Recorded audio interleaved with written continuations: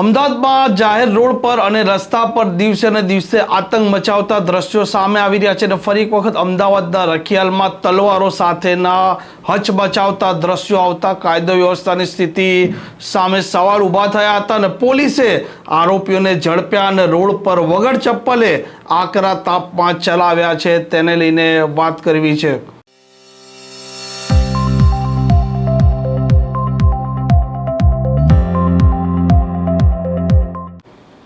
નમસ્કાર, આપ જોઈ રહ્યા છો હોટલાઇન ન્યૂઝ ગુજરાત અને ખાસ કરીને મોટા શહેરોમાં અસામાજિક તત્વોનો આતંક સમયાંતરે સામે આવે છે અને ત્યારબાદ પોલીસ છે તે કાયદાનું ભાન પણ આરોપીઓને કરાવતી હોય છે। અમદાવાદમાં પણ આવી ઘટના સામે આવી હતી। તેમાં રાત્રિના સમયે રખિયાલ વિસ્તારમાં તલવારો સાથે કેટલાક લોકો આ સોસાયટીમાં ધસી આવે છે અને પરિવાર પર હુમલો કરે છે, જેના દ્રશ્યો પણ વિડીયો ઉતારનારે પણ કેદ કર્યા છે અને સીસીટીવીમાં પણ કેદ થયા છે।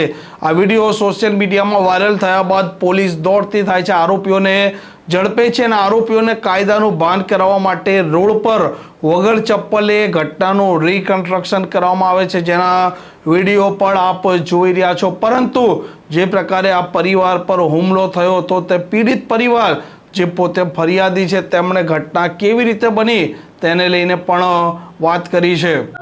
मेरा नाम रुबीना बानो है। मैं घर पे ही थी और हम लोग दावत खा के आ गए थे पहले से ही। फिर मेरे भाई लोग पीछे से आए तो वो लोग जो सामने वाले थे ना, ये जिम के लड़के लोग 10-12 छोकरे को लेके मेरे भाई लोग का पीछा करते हुए आए शकील चौक से। और वहाँ से आए तो ये यहाँ गार्डन के पास अजीत मिल में तौफीक खान के गार्डन के पास वहाँ पे ये लोग ने मेरे भाई को घेर लिए और वहाँ पे इन लोग ने पटे से मेरे भाई के ऊपर चालू गाड़ी पे हमला करे, बेल्ट से मारे। तो फिर वो उतरा तो वो लोग सब लोग उसको मारने लगे तो वो अपनी जान बचा के भाग के यहाँ पे आया। तो वो लोग ने मेरे भाई का पीछा करते करते यहाँ तक आए। फिर वो लोग ने फोन करके सबको बुलाए। 30-40 लोग आए, तलवार चक्कू लेके, डंडा है, पत्थर से सब हमला किए। तो मैंने तो अपना घर बंद करके ताला मार दी थी।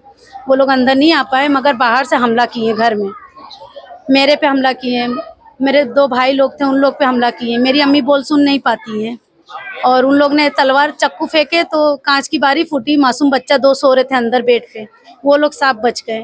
फिर हम लोग भाग के जल्दी से उसको बच्चे को अंदर लेके गए। क्या दुश्मनी क्या है आप लोगों के बीच, क्योंकि ये लोग तलवार लेके इतने हिंसक हो गए? दुश्मनी ये थी कि जो पुराने 1 साल पुराना इन लोग ने मेरे भाई को चाकू से मारे थे पैर पे। क्या विवाद था तब? विवाद ये था कि वो वहाँ सुंदरम में इनका मकान बन रहा था तो इनका जो दामाद है जावेद, वो कैसा है, अगर गली में किसी के साथ कुछ भी होता था वो झगड़ा करता था, गाली देता था।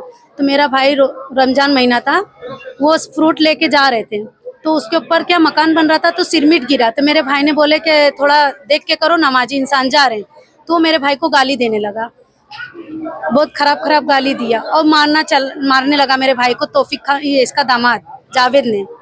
तो फिर उसने अपने साले लोग को फोन करा तो वहाँ से कम वहाँ पे भी 30-40 लोग आए थे, तलवार चक्कू लेके मेरे भाई को दौड़ाए थे। तो एक भाई को तो हमला कर ही दिए थे, बाकी 2-3 भाई भाग गए थे मेरे, और एक भाई को बहुत खराब मारे थे।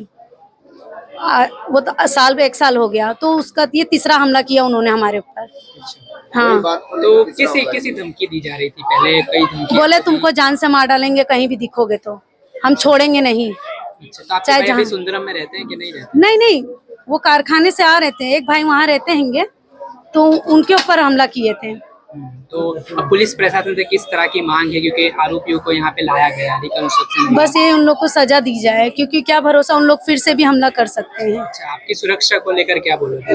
डर का माहौल भी है सोसाइटी में, घर में भी वीडियो वायरल हुआ, किस तरह की मांग है सुरक्षा को लेकर? सुरक्षा ये है कि उन लोगों को सख्त कार्रवाई सजा दी जाए। अच्छा, यानी वो लोग गुंडा तत्व है या नहीं? हाँ, एक जो फाहिम है ना उनका, तौफीक का लड़का अजीम का भाई, वो बहुत गुंडा है। और उसका अगर आप केस देखना चाहो तो उसका बहुत नहीं, उसके ऊपर बहुत केस है और वो हमेशा आगे रहता है।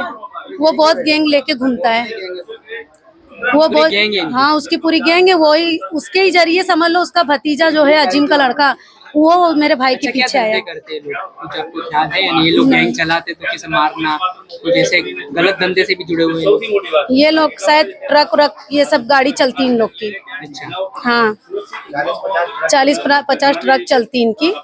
बस उसी के हिसाब से ये लोग थोड़ा ज्यादा आगे गुंडागर्दी करते। सुंदरम में इन लोग की बहुत दुश्मनी है। આમાં આરોપીઓ છે તેમને ઝડપી લેવામાં આવ્યા છે. જૂની અદાવતમાં આ ઝઘડો થયો હોવાનું હાલ સામે આવ્યું છે અને કાયદો વ્યવસ્થાને તેમણે પડકારતા પોલીસે પણ કાયદાનું તેમને ભાન કરાવ્યું છે. પ્રકારના સમાચાર પ્રકારના અહેવાલ માટે હોટલાઇન ન્યૂઝની આ ચેનલ જોવાનું અને સબસ્ક્રાઇબ કરવાનું ભૂલતા નહીં. નમસ્કાર. આવા પ્રકારના વિડીયો તમને જોવા ગમતા હોય તો હોટલાઇન ન્યૂઝ ચેનલને લાઇક, શેર અને સબસ્ક્રાઇબ કરો.